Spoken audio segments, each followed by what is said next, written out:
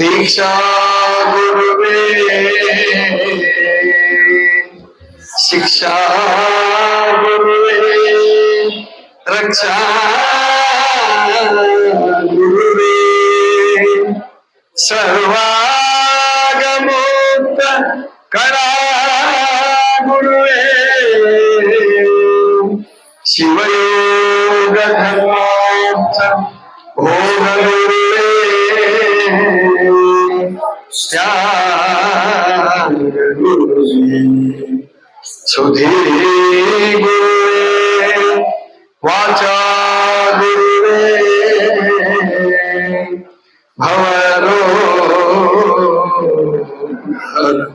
शरणादे बसव महा गुरु निಮಗೆ ವಿಶ್ವಗುರು ಮಹಾಮಾನವತಾವಾದಿ ಬಸವಣ್ಣನವರನ್ನು ಹೃದಯ ಮಂದಿರದಲ್ಲಿ ಸ್ಮರಿಸುತ್ತಾ ಮಹಾಮಹಿಮರು ಬಯಲುಕಾಯ ಸಿದ್ಧರು ಶೂನ್ಯ ಪೀಠಾಧ್ಯಕ್ಷರು ಆದಂತಹ ಅಲ್ಲಮ ಪ್ರಭುದೇವರನ್ನು ಪ್ರಪಂಚದ ಎಲ್ಲ ದಾರ್ಶನಿಕ ಮಹಾತ್ಮರನ್ನು ಚಿನ್ಮಯ ಜ್ಞಾನಿ ಚನ್ನಬಸವಣ್ಣನವರನ್ನು ಹೃದಯ ಮಂದಿರದಲ್ಲಿ ಸ್ಮರಿಸಿ ಸೇರಿರುವ ಎಲ್ಲ ಸದ್ಭಕ್ತ ಬಂಧುಗಳೇ, ತಾಯಿಂದರೆ, ಮಕ್ಕಳೇ, ಎಲ್ಲರಿಗೂ ಶರಣು ಶರಣ. ಮಹಾದೇವಿ ಅಕ್ಕನವರ ಜೀವನವನ್ನ ಕುರಿತಾದ ಪ್ರವಚನ ಕಾರ್ಯಕ್ರಮ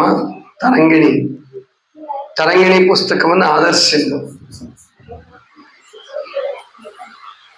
ಅದರಲ್ಲಿ 30 ಅಧ್ಯಾಯಗಳು ಮುಗಿದಿದೆ. ಅಂದ್ರೆ 60 ಅಧ್ಯಾಯಗಳಿದೆ. ಕಳೆದ ಬಾರಿ 30 ಅಧ್ಯಾಯಗಳು ಮುಗಿದಿದೆ. ಮದನನ ಅರಮನೆಯಲ್ಲಿ ಅಧ್ಯಾತ್ಮ ಬೋಧೆ ಕೊನೆ ಹೋದ್ಸರಿ ಮುಗ್ದಿದ್ದು. ಅಂದ್ರೆ ಅವರೆಲ್ಲ ಉಂಡು ತಿಂದು ಬರೇ ಶೃಂಗಾರದಲ್ಲಿ ಹರಟೆಯಲ್ಲಿ ಕಾಲ ಕಳೀತಿರ್ತಾರೆ ವಿಲಾಸಿನಿಯರು. ಅವ್ರನ್ನೆಲ್ಲ ಕರ್ಕೊಂಡು ಕರ್ತವ್ಯದ ಪಾಠ 29ನೇ ಕರ್ತವ್ಯದ ಪಾಠ ಅಂದ್ರೆ ಕಾಯಿಕ ಪ್ರಜ್ಞೆಯನ್ನು ಬೆಳೆಸ್ತಾರೆ. 30ನೇದು ಈ ಜೀವನವನ್ನು ಕುರಿತಾಗಿ ಅವರಿಗೆಲ್ಲ ಹೇಳ್ಕೊಡ್ತಾರೆ. ಅಂದ್ರೆ ಈ ಜೀವನ ಬರೀ ಉಂಡು ತಿಂದು ಮಜಾ ಮಾಡಿ ಭೋಗಿಸಿ ರೋಗ ಮಾಡಿಕೊಂಡು ಸತ್ತು ಹೋಗೋದಕ್ಕಾಗಿ ಬಂದಂತಹದ್ದಲ್ಲ. ಅದರಲ್ಲಿಯೂ ಈ ಮಾನವ ಜನ್ಮ. ಈ ಫ್ಯಾನ್ ಹಿಂದೆ ತಗೊಳಕ್ಕಾಗತ್ತಾ? ಪರ್ಮಿಷನ್ ಪೂರ ಹಿಂದಕ್ಕೆ ತಗೊಂಡ್ಬಿಡ, ಅಂದ್ರೆ ಮೈಕಿಗೆ ಡಿಸ್ಟರ್ಬ್ ಆಗ್ತಾ ಇದೆ. ಹಿಂದಕ್ಕೆ ತಗೊಂಡು ಹಿಂಗೆ ಬರ್ಲಿ ಬೇಕಾದ್ರೆ ತೊಂದರೆ ಇಲ್ಲ.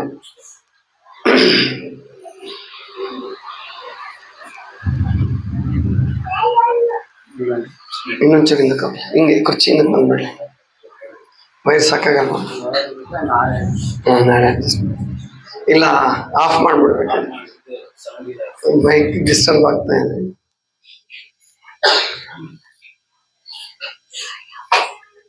ಈ ಮನುಷ್ಯ ಜೀವನ ಅನ್ನುವಂಥದ್ದು ಕೇವಲ ಉಂಡು ತಿಂದು ಭೋಗಿಸಿ ರೋಗ ಮಾಡಿಕೊಂಡು ಸತ್ತು ಹೋಗೋದಕ್ಕಾಗಿ ಬಂದಂತಹದ್ದಲ್ಲ. ಮಾನವ ಜನ್ಮದಲ್ಲಿ ಪರಮಾತ್ಮನನ್ನ ಅರಿಯೋದೇ ಗುರಿಯಾಗಬೇಕು. ಮಹಾದೇವಿ ಅಕ್ಕನ ಒಂದು ವಚನ ಇದೆ, ಬಹಳ ಪ್ರಸಿದ್ಧವಾದ ವಚನ. ಹಗಲು 4 ಜಾವ ಅಶನಕ್ಕೆ ಕುದಿವರು, ಇರುಳು 4 ಜಾವ ವ್ಯಸನಕ್ಕೆ ಕುದಿವರು. ಅಗಸ ನೀರೊಳಗಿದ್ದು ಬಾಯಾರಿ ಸತ್ತಂತೆ ತಮ್ಮೊಳಗಿದ್ದ ಮಹಾಘನವನರಿಯಲು. ಚನ್ನಮಲ್ಲಿಕಾರ್ಜುನ. ಬಹಳ ಅದ್ಭುತವಾದ ವಚನ ಇದು. ನಾವು ನೀವೆಲ್ಲ ತಿಳ್ಕೊಬೇಕಿದು. ಜಾವ ಅಂದ್ರೆ 3 ಗಂಟೆ. ಹಿಂದೆ ಈಗ ನಾವೇನು 24 ಗಂಟೆ ಅಂದ್ರೆ 12 ಗಂಟೆದ್ದು ವಿಭಾಗ ಮಾಡ್ತೀವಿ, ಸೆಕೆಂಡು ನಿಮಿಷ ಅಂತ ವಿಭಾಗ ಮಾಡ್ತೇವಲ್ಲ, ಈ ತರ ಇರ್ಲಿಲ್ಲ. ಘಳಿಗೆಗಳು ಅಂತಿದ್ದು. 2 ಘಳಿಗೆಗಳು ಸೇರಿದ್ರೆ ಅಥವಾ 4 ಘಳಿಗೆಗಳು ಸೇರಿದ್ರೆ ಒಂದು ಜಾವ. 8 ಜಾವ ಸೇರಿದ್ರೆ ಒಂದು ದಿನ. ಒಂದು ಜಾವ ಅಂದ್ರೆ 3 ಗಂಟೆ. 8 ಮೂರ್ಲಿ 24. ಅಂದ್ರೆ ಹಗಲು 4 ಜಾವ, ಇರುಳು 4 ಜಾವ. ಇರುಳು ಅಂದ್ರೆ ಗೊತ್ತಲ್ಲ, ರಾತ್ರಿ. ಇಲ್ಲಿ ಏನ್ ಮಾಡ್ತಿದ್ದಾರೆ ಮನುಷ್ಯ, ಬಹಳಷ್ಟು ಜನ, ಎಲ್ರೂ ಅಲ್ಲ, ಹಗಲು 4 ಜಾವ ಅಶನಕ್ಕೆ ಕುದಿಯುವರು. ಅಶನ ಅಂದ್ರೆ ಅನ್ನ. ಊಟ ಮಾಡ್ಬೇಕು, ದುಡಿಬೇಕು, ಅನ್ನ ಗಳಿಸ್ಬೇಕು. ಅನ್ನ ಗಳಿಕೆಗಾಗಿ ಹಗಲೆಲ್ಲ ದುಡಿಬೇಕಾಗ್ತದೆ. 4 ಜಾವ ವ್ಯಸನಕ್ಕೆ ಕುದಿಯುವರು. ನಿದ್ದೆ ಕೂಡ ಒಂದು ವ್ಯಸನ. ಕಾಮಾದಿ ವ್ಯಸನಗಳು ಅಥವಾ ದುಶ್ಚಟಗಳು, ಕುಡ್ತಾ ಇರ್ಬೋದು, ಮತ್ತೊಂದಿರ್ಬೋದು, ವ್ಯಸನಗಳು ಅಂತ. 4 ಜಾವ ವ್ಯಸನಕ್ಕೆ ಕುದಿಯುವರು ಅಂತಂದ್ರೆ ಅತಿ ಬಯಕೆ. ಹಗಲು 4 ಜಾವ ಅಶನಕ್ಕೆ ಕುದಿಯುವರು, 4 ಜಾವ ವ್ಯಸನಕ್ಕೆ ಕುದಿಯುವರು. ವ್ಯಸನ ಅಂದ್ರೇನು? ಚಟ. ಅಂದ್ರೆ ಅದನ್ನ ಬಿಡಕ್ಕಾಗಲ್ಲ ಅಂತ ಚಟ. ಈಗ ಸಣ್ಣ ಹುಡುಗರಿದ್ದಾಗ ರೂಢಿ ಮಾಡ್ಬಿಡ್ತಾರಲ್ಲ. ಏನ್ರ ಮಕ್ಳು, ನಿಮ್ಗೆ ಚಟ ಇದಾವಿಲ್ರೋ? ಇದಾವಲ್ಲ. ಚಾ ಬಿಟ್ಟಿರಕ್ ಆಗಿಲ್ಲ ನಿಮಗೂ, ಹೌದಿಲ್ಲ? ಈಗ ಸಣ್ಣ ಕೊಡೋಕ್ರು, ಮುಂದೆ ದೊಡ್ಡ ಕೊಡೋಕ್ರು. ಅದಕ್ಕೆ ಈ ಮಕ್ಕಳಿರುವಾಗ ಅವಕ್ಕೆ ಒಳ್ಳೊಳ್ಳೆ ಅಭ್ಯಾಸಗಳನ್ನು ರೂಢಿಸ್ಬೇಕು. 4 ಜಾವ ವ್ಯಸನಕ್ಕೆ ಕುದಿಯುವರು, ಅಗಸ ನೀರೊಳಗಿರ್ದು ಬಾಯಾರಿ ಸತ್ತಂತೆ. ಇದೊಂದು ಹೊಸ ದೃಷ್ಟಾಂತ, ನಿಮಗೆ ಬಹಳ ಜನರಿಗೆ ಗೊತ್ತಿಲ್ಲ. ಅಗಸ ಅಂದ್ರೆ ಮಡಿವಾಳ್ರಂತಿರಲ್ಲ, ಬಟ್ಟೆ ತೊಳಿತಾರಲ್ಲ ಅವರು. ಒಬ್ಬ ಹಿಂಗೆ ನದಿಗೆ ಹೋಗಿದ್ದ ಬಟ್ಟೆ ತೊಳಿಯಕ್ಕೆ. ಅವಾಗೆಲ್ಲ ನದಿ, ಹಳ್ಳ, ಕೆರೆ, ತೊರೆ ಬಹಳ ಇರ್ತಿದ್ವು.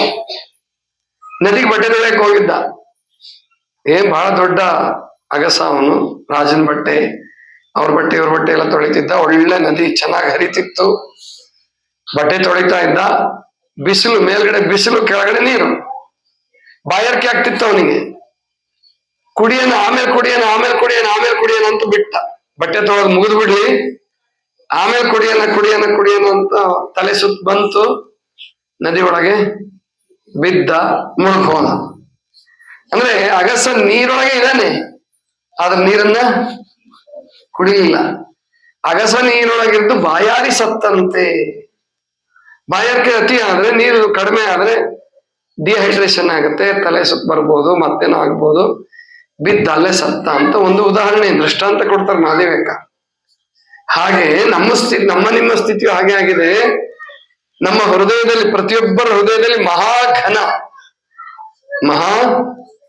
ಅಂದ್ರೆ ಪರಮಾತ್ಮನ ಅಂಶ, ಆತ್ಮ ಪ್ರತಿಯೊಬ್ಬರಲ್ಲೂ ಇದೆ.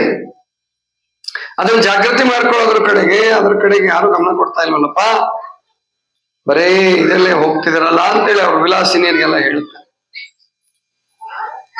ಹೀಗೆ ಇರುವಾಗ ಈಗಾಗಲೇ ಬಂದು ಸುಮಾರು 8-10 ದಿನಗಳಾಗಿದೆ. ಅರಮನೆಗೆ ಬಂದು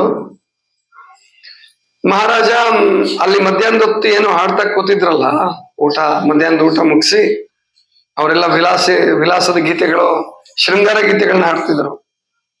ಮಹಾದೇವಿಯಕ್ಕ ಹೋಗಿ ಅವರಿಗೆ ಅಧ್ಯಾತ್ಮ ಬೋಧೆ ಮಾಡ್ತಾ ಇದ್ದ. ಕೌಶಿಕ ವಸಂತಕ ಅಂತ ಗೊತ್ತಲ್ಲ, ನಿನಗೆ ಪರಿಚಯ ಇದೆಯಲ್ಲ, ಹೋದ ಸರಿ ಇರ್ಬೇಕು. ಕೌಶಿಕ ಮಹಾರಾಜ, ವಸಂತಕ ಅವನ ಗೆಳೆಯ ಅಂದ್ರೆ ನೌಕರನೇ. ಹಾಸ್ಯ ಮಾಡ್ತಕ್ಕಂಥದ್ದು, ಆನಂದ ಪಡಿಸ್ತಕ್ಕಂಥದ್ದು, ಮಿತ್ರನೂ ಹೌದು, ಜೊತೆಗೆ ಅಲ್ಲಿ ನೌಕರನೂ ಹೌದು. ಅವನನ್ನು ಕರ್ಕೊಂಡು ಬಂದು ದೂರದಲ್ಲಿ ಮಹಾದೇವಕ್ಕನಿಗೆ ಕಾಣಿಸ್ಲಾರ್ದಂಗೆ ಕೂತ್ಕೊಂಡು ಮಹಾದೇವಕ್ಕ ಹಾಡೋದನ್ನ ಕೇಳ್ತಾ ಇದ್ದಾನೆ. ಪರವಶರಾಗಿ ಕೇಳ್ತಾನೆ.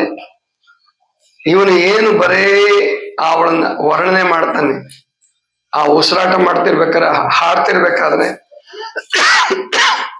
ಎದೆ ಮೇಲೆ ಕೆಳಗೆ ಹಿಂದೆ ಮುಂದೆ ಆಗ್ತಿತ್ತಲ್ಲ, ಅದನ್ನು ಇವನು ಕಾಮುಕ ದೃಷ್ಟಿಯಿಂದ ನೋಡ್ತಾನೆ. ಆದ್ರೆ ವಸಂತಕ ಮಹಾತಾಯಿ ಅಂತಿರ್ತಾನೆ. ಇವನಿಗೆ ಸಿಟ್ಟು ಬರ್ತದೆ. ಅಂದ್ರೆ ಏನು ಈ ತರ ಮಾಡಿದೆ, ನೀನು ಮಹಾತಾಯಿ ಅನ್ಕೊಂತ ಇದೆಯಲ್ಲ, ನನ್ಗೆ ಒಲಿಸ್ಬೇಕು. ನೀನು ಒಲಿಸ್ದೆ ಹೋದ್ರೆ ನೋಡ್, ನಿನ್ ಕೆಲಸದಿಂದ ತೆಗೆದಾಕ್ಬಿಡ್ತೀನಿ. ಬರೀ ಸಂಬಳ ತಗೊಳಕ್ ಕಷ್ಟನ, ಅನ್ನಕ್ಕೋಸ್ಕರ ಬದುಕಿರ್ತಕ್ಕಂಥವ್ನು ನೀನು ಅಂತ ಹೇಳ್ತಾನೆ. ವಸಂತಕ ಆಮೇಲೆ ರಾಜ ಎದ್ದೋಗ್ಬಿಡ್ತಾನೆ. ವಸಂತಕ ಬಂದು ಮಹಾದೇವಿ ಅಕ್ಕನನ್ನ ಒಪ್ಸಕ್ ಪ್ರಯತ್ನ ಪಡ್ತಾನೆ. ಒಪ್ಸಕ್ ಪ್ರಯತ್ನ ಪಟ್ರೆ ಮಹಾದೇವಿ ಅಕ್ಕ ಹೇಳ್ತಾನೆ, ವಸಂತಕರೇ, ಒಬ್ಬ ತಾಯಿ ಒಂದು ಮಗು ಅಲ್ಲ 2 ಮಗನ್ ಬೇಕಾದ್ರೂ ಸಲಹಬಹುದು, ಹಾಲು ಕುಡಿತಕ್ಕಂತಹ ಮಗುವನ್ನ. ಹಾಗೆ ರಕ್ತ ಕುಡಿತಕ್ಕಂಥವ್ರಾದ್ರೆ ಒಂದು ಮಗುವನ್ನು ಸಾಕಕ್ಕಾಗಲ್ಲ. ಹಾಗೆ ರಾಜ ನಿಜವಾಗಿ ಭಕ್ತಿ ವಾತ್ಸಲ್ಯ ಅದನ್ನ ಕೇಳಿದ್ರೆ ನಾನು ಕೊಡಬಲ್ಲೆ, ಆದ್ರೆ ಕಾಮದ ಹೆಂಡವನ್ನ ಕೇಳಿದ್ರೆ ನನ್ನ ಹತ್ರ ಸಿಗೋದಿಲ್ಲ, ಅದು ಅವ್ರ ತಪ್ಪು ಅಂತ ಹೇಳಿ ಮಹಾದೇವಕ್ಕ ಹೊರಟೋಗ್ತಾಳೆ. ವಸಂತಕ ಬಂದು ಕೌಶಿಕನಿಗೆ ಹೇಳ್ತಾನೆ, ಇಲ್ಲ ಬಾ ಬೇರೆ ಉಪಾಯ ಮಾಡೋಣ. ಹಾಗಾದ್ರೆ ಆಕೆ ಪ್ರಕೃತಿಯ ಪ್ರಕೃತಿ ದೃಶ್ಯವನ್ನು ಇಷ್ಟಪಡ್ತಾಳೆ, ಪ್ರಕೃತಿ ಮಧ್ಯದಲ್ಲಿ ಇರ್ತಕ್ಕಂಥದ್ದನ್ನು ಇಷ್ಟಪಡ್ತಾಳೆ. ಅದಕ್ಕೆ ನನಗಿಷ್ಟ ಇಲ್ದಿದ್ರು ಕೂಡ ಗೋಕರ್ಣಕ್ಕೆ ಹೋಗೋಣ ಅಂತ ಹೇಳೋಣ, ಬಾ ಅಂತ ಹೇಳಿ ಕರ್ಕೊಂಡು ಹೋಗ್ತಾನೆ. ಈಗಾಗಲೇ ಒಂದ್ಸಾರಿ ರಾತ್ರಿ ಕುಡಿದು ಮಹಾದೇವಕ್ಕನನ್ನ ಮುಟ್ಟಕ್ ಪ್ರಯತ್ನ ಪಡ್ತಿರ್ತಾನೆ. ಬೆಳದಿಂಗಳಲ್ಲಿ ಕೂತಂತಹ ಮಹಾದೇವಕ್ಕನನ್ನ ಅವಾಗ ಎಚ್ಚರಿಕೆ ಕೊಟ್ಟು ಹೋಗಿರ್ತಾಳೆ. ಆಮೇಲೆ ಮಾತಾಡಕ್ಕೆ ಅವಕಾಶ ಸಿಕ್ಕಿರ್ಲಿಲ್ಲ. ಅದಕ್ಕೆ ವಸಂತಕರು ಕರ್ಕೊಂಡು ಬರ್ತಾರೆ. ಕರ್ಕೊಂಡು ಬಂದು ಅಲ್ಲಿ ಉದ್ಯಾನವನದಲ್ಲಿ ಮಹಾದೇವಕ್ಕ ಕೂತಿರ್ತಾಳೆ, ಮಾತಾಡ್ತಾರೆ. ಏನು ಗೋಕರ್ಣಕ್ಕೆ ಹೋಗೋಣ?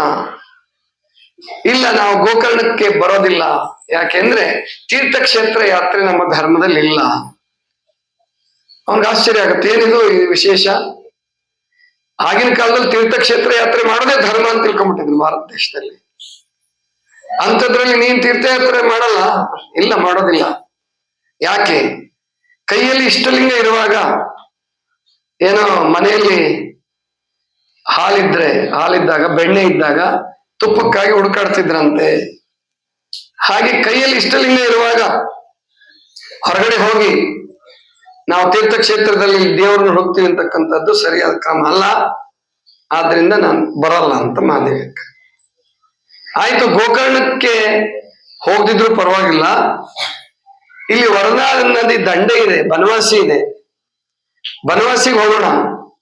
ಅಲ್ಲಿ ಆನೆ ಆಟ ಬಹಳ ಚೆನ್ನಾಗಿರುತ್ತಂತೆ, ಅದಕ್ಕೆ ಅಲ್ಲಿಗೆ ಹೋಗ್ಬೋದಲ್ಲ, ಕಾಡಿಗೆ ಹೋಗ್ಬೋದಲ್ಲ. ಮಹಾದೇವಕ್ಕಂಗೆ ತುಂಬಾ ಸಂತೋಷ ಆಗುತ್ತೆ. ಯೋಚನೆ ಮಾಡಿ ಒಂದ್ 5 ನಿಮಿಷ ವಿಚಾರ ಮಾಡಿ ಹೇಳ್ತಾರೆ, ಆಗಬಹುದು.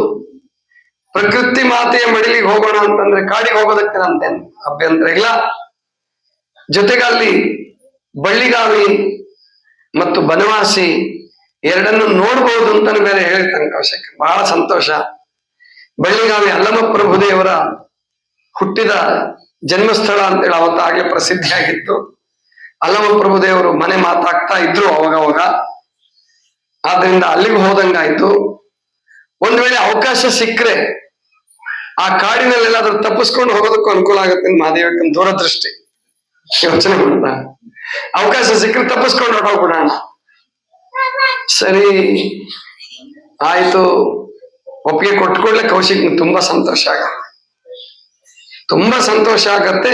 ಈಗ 31ನೇ ಅಧ್ಯಾಯ ಪ್ರಾರಂಭ ಆಗುತ್ತೆ. ಪ್ರಕೃತಿಯ ಪ್ರಶಾಂತ ಮಡಿಲಲ್ಲಿ ಅಧ್ಯಾತ್ಮ ಬೋಧೆ ಮುಗಿದ್ಮೇಲೆ 31ನೇ ಅಧ್ಯಾಯ ಪ್ರಕೃತಿಯ ಪ್ರಶಾಂತ ಮಡಿಲಲ್ಲಿ. ನೀವು ಹೆಮ್ಮೆ ಪಡ್ಬೇಕು ರೈತರು. ನನಗಂತೂ ತುಂಬಾ ಸಂತೋಷ ಆಗುತ್ತೆ. ನೀವು ಮಹಾಮನೆ ಗುಡ್ಡದ ಮೇಲಿದೆ, ಊರ್ ಬಿಟ್ಟು ದೂರ ಇದೆ, ಏನಪ್ಪಾ ಅಲ್ಲಿ ಹೆಂಗಿರ್ತಾರೋ ಅಂತ ನಿಮ್ಗೆ ಅನಿಸ್ಬೋದು ಅಲ್ವಾ? ಈಗೇನು ಯಾರಿಗೂ ಹಂಗ ಅನ್ಸಲ್ಲ. ಯಾಕಂದ್ರೆ 20 ವರ್ಷ ಆಯ್ತು ಈಗ ಅಲ್ಲಿರಕ್ಕಿರೋದು. ಮುಂದಿನ ವರ್ಷ ಬಂದ್ರೆ 20 ವರ್ಷ ಮುಕ್ತಾಯ ಆಗತ್ತೆ. 20ನೇ ವರ್ಷ ನಡೀತಾ ಇದೆ ಇವಾಗ. ಹಾಗಾಗಿ ಈಗ ಎಲ್ರಿಗೂ ಗೊತ್ತಾಗೋಗಿದೆ. ಈಗಲೂ ಸಹಿತ ನನಗೆ ಬೇರೆ ಕಡೆ ಪ್ರವಚನಕ್ಕೆ ಕರೆದ್ರೆ, ಬೇರೆ ಕಡೆ ಕಾರ್ಯಕ್ರಮಕ್ಕೆ ಹೋಗೋದಂದ್ರೆ ನನಗೆ ತುಂಬಾ ಕಷ್ಟ. ಇವಾಗ ಮಹಾಮನೆ ಬಿಟ್ಟು ಹೋಗಕ್ ಮನ್ಸಾಗಲ್ಲ. ಯಾಕೆಂದ್ರೆ ಮಧ್ಯರಾತ್ರಿ ಎಚ್ಚರ ಆದಾಗ ಎದ್ದು ಧ್ಯಾನ ಮಾಡ್ತಾ ಕೂತ್ರೆ ಇಷ್ಟು ಸಂತೋಷ ಆಗತ್ತೆ.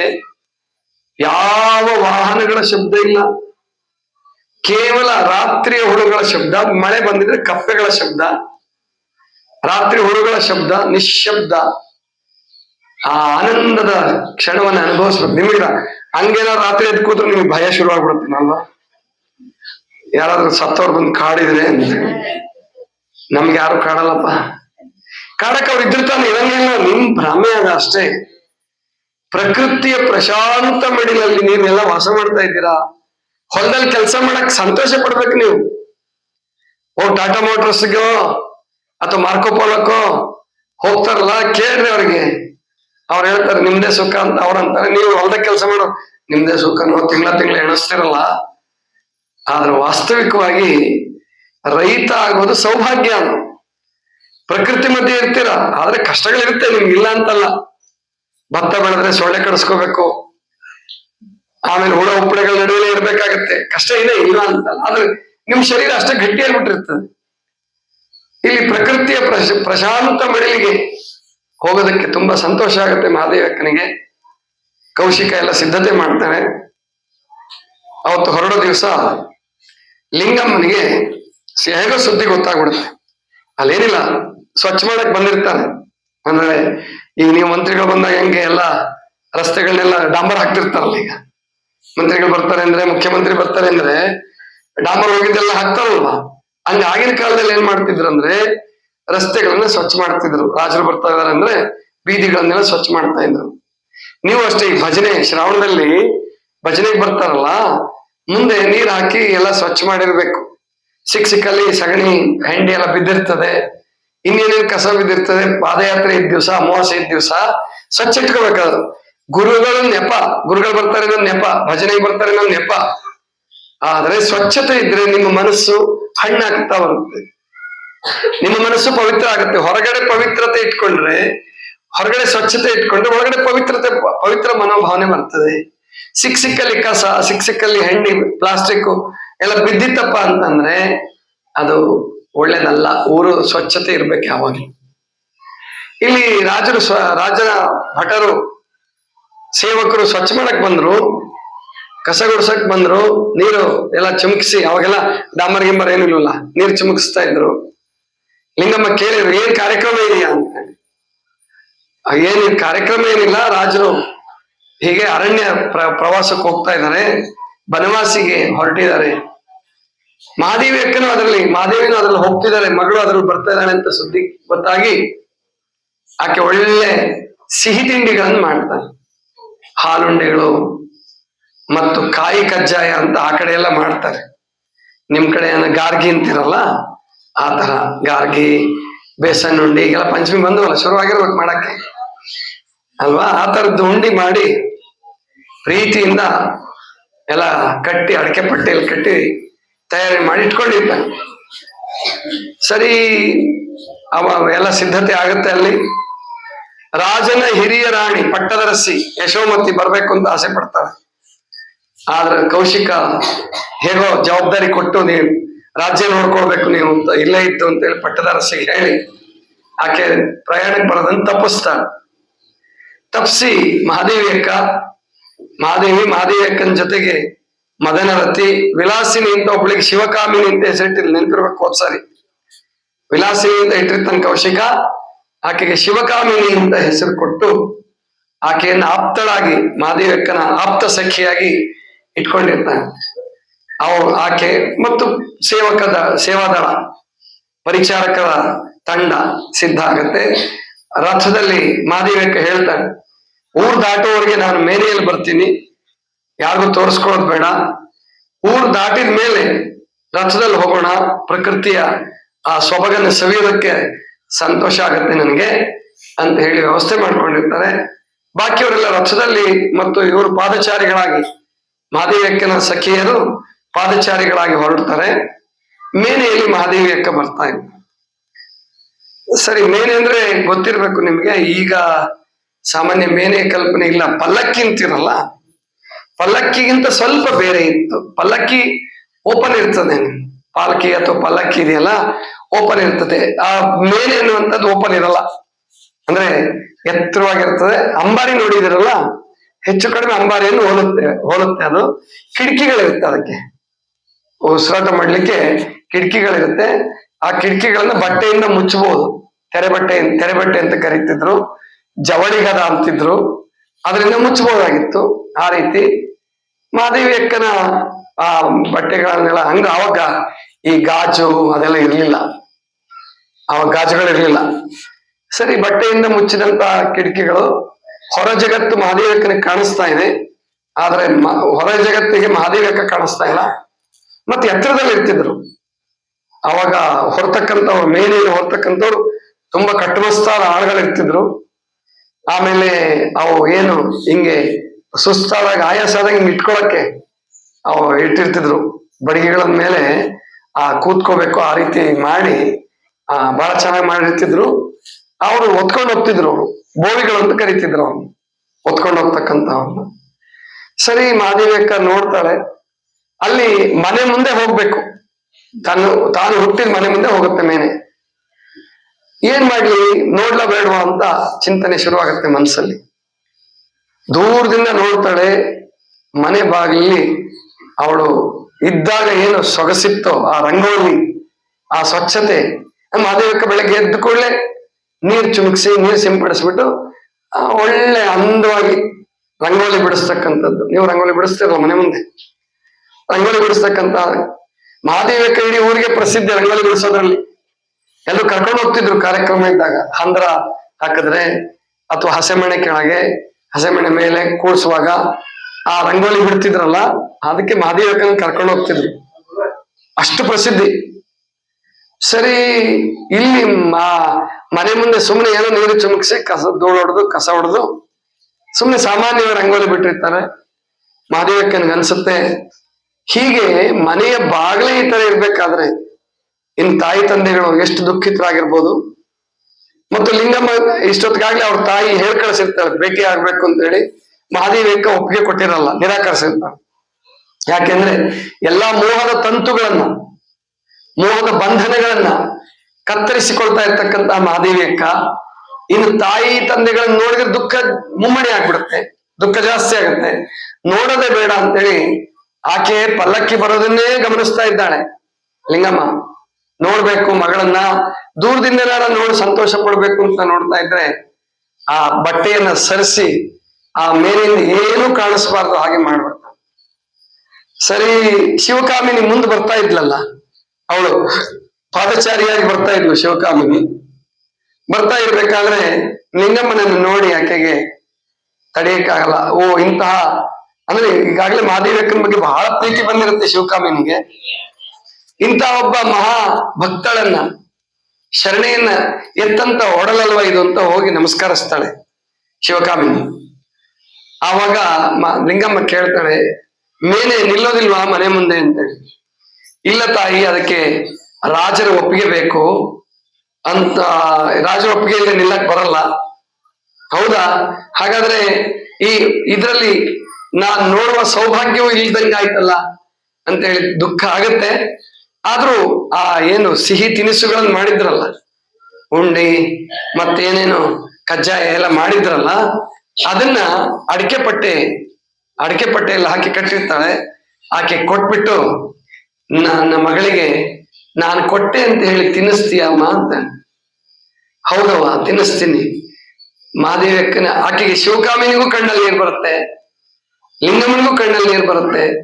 ಆ ಕಣ್ಣಲ್ಲಿ ನೀರು ತುಂಬಿಕೊಂಡು ನೋಡ್ಬೇಕು ಮಾತಾಡ್ತಿರುವಾಗ್ಲೇ ಪಲ್ಲಕ್ಕಿ ಸಾಗ್ಬಿಡುತ್ತೆ, ಮೇಲೆ ಮುಂದೆ ಸಾಗ್ಬಿಡುತ್ತೆ. ಶಿವಕಾಮಿನಿ ಆಕೆಗೆ ಧನ್ಯವಾದವನ್ನು ಹೇಳಿ ಕೈ ಮುಗಿದು ಬರ್ತಾಳೆ. ಸರಿ, ಮುಂದೆ ಹೋಗ್ತಾರೆ. ಊರೆಲ್ಲ ದಾಟಿದ ಮೇಲೆ, ಊರಿನ ವಲಯ ಮುಗಿದ್ಮೇಲೆ ಮಹಾದೇವಿಯಕ್ಕ ರಥದಲ್ಲಿ ಕೂರ್ತಿದ್ದಾಳೆ. ಆಮೇಲೆ ಹಿಂದೆಗಡೆ ಅಂದ್ರೆ ಸಾರಥಿಯ ಹಿಂದೆ ಮಹಾದೇವಿಯಕ್ಕ ಕೂತಿದ್ದಾಳೆ. ಆ ಮಹಾದೇವಿಯಕ್ಕನ ಹಿಂದೆ ಶಿವಕಾಮಿನಿ ಮದನರಥಿ ಕೂತಿದ್ದಾಳೆ ಒಂದು ರಥದಲ್ಲಿ. ಇನ್ನೊಂದು ರಥದಲ್ಲಿ ಕೌಶಿಕ, ವಸಂತಕ, ಅಂಗರಕ್ಷಕರು ಅವರೆಲ್ಲ ಕೂತಿದ್ದಾರೆ. ಇವನು ತನ್ನ ರಥವನ್ನ ಮಹಾದೇವಿಯಕ್ಕನ ರಥದ ಹತ್ರದಲ್ಲೇ ನಡೆಸುವಂತ ಹೇಳ್ತಾನೆ. ಆ ಮಹಾದೇವಿಯಕ್ಕನ ಕಡೆ ಮುಖ ಮಾಡಿ ಹೇಳ್ತಾನೆ, ನಿಧಾನಕ್ಕೆ ನಡೆಸಪ್ಪ, ಅರಸಿಯರಿಗೆ ಆಯಾಸ ಆಗಬಾರದು ಅಂತೇಳಿ ಆ ರಥದ ಸಾರಥಿ ಹೇಳ್ತಾನೆ ಅವನು. ಮಹಾದೇವಿಯಕ್ಕ ಪ್ರಕೃತಿಯ ಆ ಅಂದವನ್ನು ನೋಡಿ ಆನಂದ ಪಡ್ತಿರ್ಬೇಕಾದ್ರೆ ಇವನು ಇವಳ ಕಡೆ ಮುಖ ಮಾಡಿ ಕೂತ್ಕೊಂಡು ಆಕೆಯನ್ನೇ ದಿಟ್ಟಿಸಿ ನೋಡೋದು ಮಹಾದೇವಕ್ಕನಿಗೆ ಸಂಕೋಚ ಅನ್ಸುತ್ತೆ. ಆದ್ರೂ ಏನು ಮಾಡಕ್ ಬರಲ್ಲ. ಮಹಾದೇವಿಯಕ್ಕ ತನ್ನ ಪ್ರಕೃತಿ ನೋಟದಲ್ಲಿ ತಲ್ಲಿನ ಆದ್ರೆ ಇವನು ಹಗಲಗನಸಲ್ಲಿ ತಲ್ಲಿನ ಆಗಿದ್ದಾನೆ ಕೌಶಿಕ.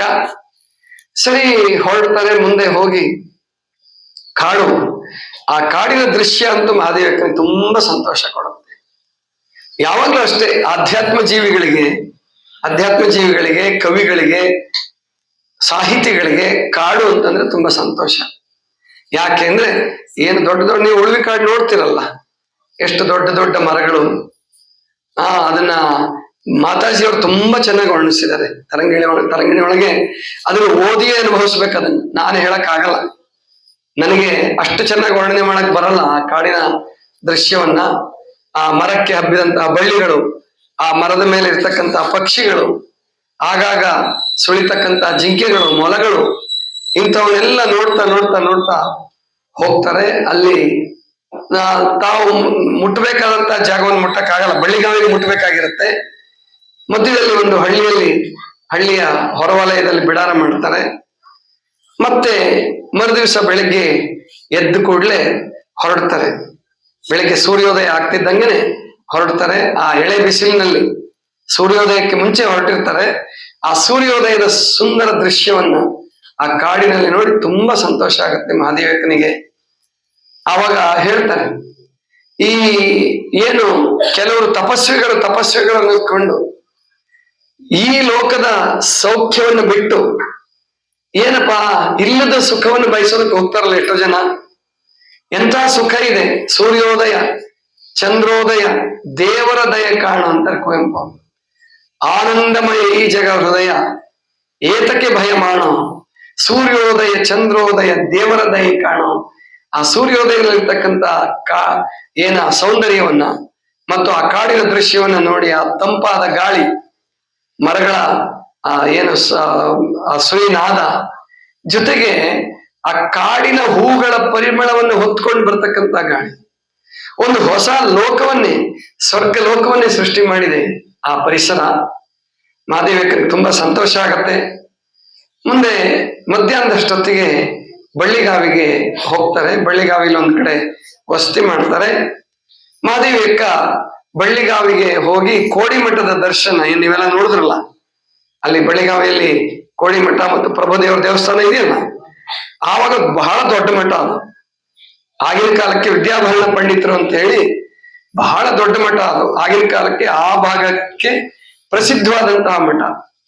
ಜೊತೆಗೆ ಆ ವಿದ್ಯಾಭರಣ ಪಂಡಿತರು ಕಲ್ಯಾಣದಲ್ಲಿ ನಡೀತಕ್ಕಂತಹ ಬಸವಣ್ಣನವರ ಕ್ರಾಂತಿಯನ್ನ ಅರ್ಥ ಮಾಡಿಕೊಂಡು ಅದನ್ನ ಅನುಸರಣೆ ಮಾಡ್ತಿರ್ತಾರೆ. ವಚನ ಧರ್ಮವನ್ನ, ಶರಣ ಧರ್ಮವನ್ನ ಅನುಸರಣೆ ಮಾಡಕ್ ಶುರು ಮಾಡಿರ್ತಾರೆ. ಈಗಾಗಲೇ ಮಹಾದೇವಕ್ಕನ ತಂದೆ ಅಂದ್ರೆ ಓಂಕಾರ ಶೆಟ್ರು ಅಲ್ಲಿಗೆ ಬಂದು, ಬಳ್ಳಿಗಾವಿಗೆ ಬಂದು ವಚನದ ಕಟ್ಟುಗಳನ್ನ ಮಹಾದೇವಕ್ಕನಿಗೆ ತಂದು ಕೊಡ್ತಾ ಇರ್ತಾರೆ. ಹಾಗಾಗಿ ಬಳ್ಳಿಗಾವಿಯನ್ನ ನೋಡ್ಬೇಕು, ಕೋಡಿಮಠವನ್ನು ನೋಡ್ಬೇಕು ಅಂತ ಮಹಾದೇವಕ್ಕ ಹೊರಟಾಗ ಕೌಶಿಕ ಹೇಳ್ತಾನೆ, ದೇವಿ ನೀನು ಬೆಳಗಿನಿಂದ ಏನನ್ನೂ ಸ್ವೀಕರಿಸಿಲ್ಲ, ಏನನ್ನೂ ತಿಂದಿಲ್ಲ, ಮತ್ತೆ ಊಟ ಮಾಡ್ಕೊಂಡೇ ಹೋಗ್ಬೋದಾಗಿತ್ತಲ್ಲ. ಇಲ್ಲ, ತಾವು ಊಟವನ್ನು ಮುಗಿಸಿ ನಾನು ಬಳ್ಳಿಗಾವಿನೇ ನೋಡ್ಕೊಂಡ್ ಬಂದ್ಬಿಡ್ತೀನಿ, ಬಹಳ ಹೊತ್ತು ಆಗೋದಿಲ್ಲ ಅಂತ ಹೇಳ್ತಾಳೆ.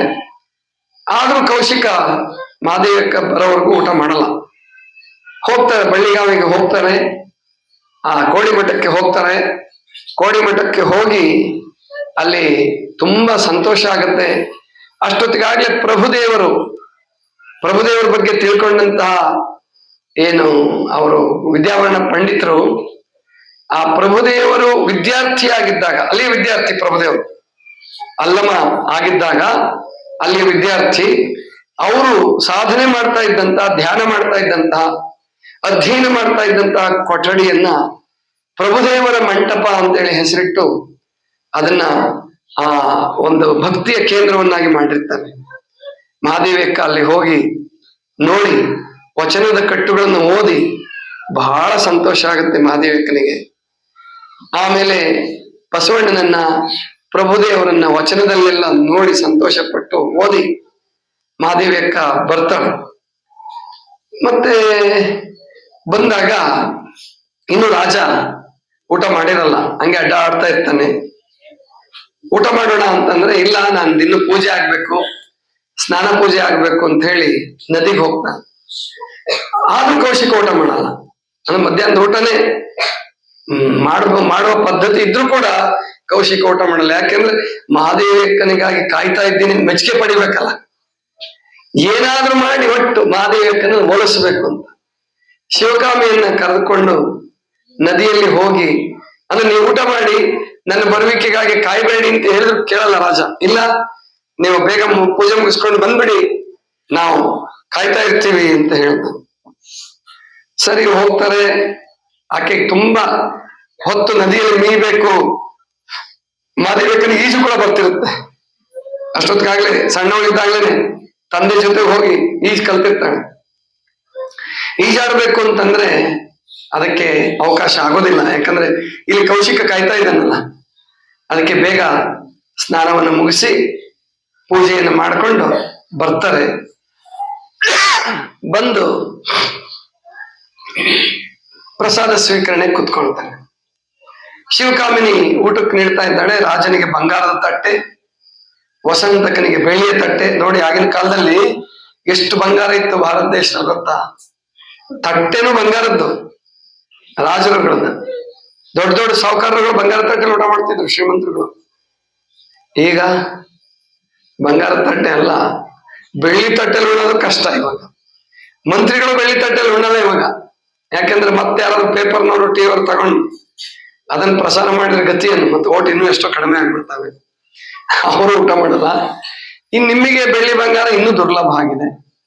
ಕಿವಿಗೆ ಹಾಕೊಂಡ್ರು ಸಾಕು, ಮೂಗಿಗೆ ಹಾಕೊಂಡ್ರು ಸಾಕು ಅನ್ನೋ ಲೆಕ್ಕಕ್ಕೆ ಬಂದಿದೆ.